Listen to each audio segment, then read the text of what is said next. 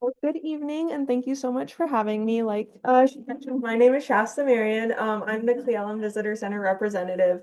Um, and I'm here tonight to talk to you about the Cle Elum Youth Art Project. Um, so what is it? The Cle Elum Youth Art Project is an initiative that would invite local youth to cr create something meaningful in the community that they get to grow up in. This project hits home to me because I graduated from Swiftwater Learning Center, which got me very involved in the community, from donating a table to Fire District 6 to being an intern at the Downtown Association. Um, so this project is something I would have been involved in high school, which is why I'm so passionate about making it happen for the youth we have now. The support we've received so far is the Downtown Association, the Teen Center, the fabricator we'll be working with, and his name is CJR Welds, um, community builders, and Superintendent Belcher from the school district.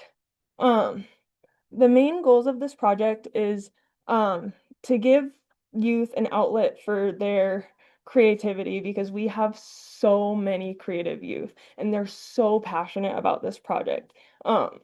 Like it lit a spark in them, I think, getting this approved by the city council. They have gotten involved in the vape shop protests and so many other cool things through the teen center. And it's wonderful that I get to be a part of making this happen for them. It builds a very important bridge between the youth and our city leaders. And it's already created wonderful connections for them. We have a student who's getting ready to graduate, who's been an intern at the Downtown Association for going on, I believe, 3 years. He started when I left.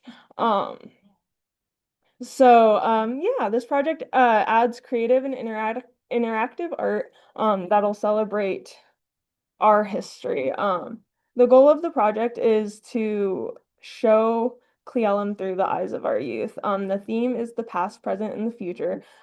So the youth can pick whether it's a tree, a train. The design's not up to me. They're gonna 3D print me their mock-ups of designs, and we're gonna give that to the fabricator, who's gonna help them create the statues. They'll be about 3.5 to 4 feet tall.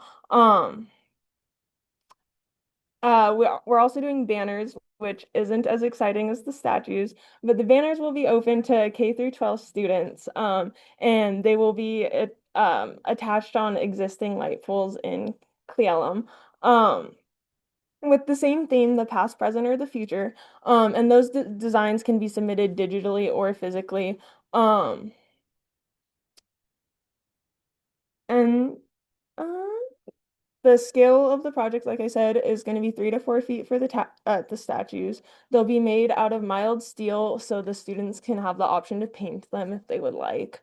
Um, we're also leaving it up to the students to put a plan together for the maintenance of the statues, to get them involved in the real world part of this project. They have been tasked with coming up with a solid plan to make sure that maintenance, cleaning, inspections, and all of that is up to Public Works standards. So that means they have to reach out to Public Works and get all of the information for that. Um, the banners, we're hoping for 15, but it depends on what we get the funding for.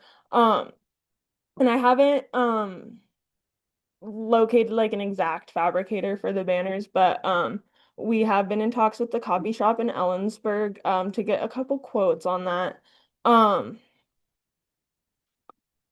so who's paying for the project? The main source will be funded through grants. We're looking at the T-Mobile Hometown Grant as our primary grant, and if awarded, it would cover the entire project.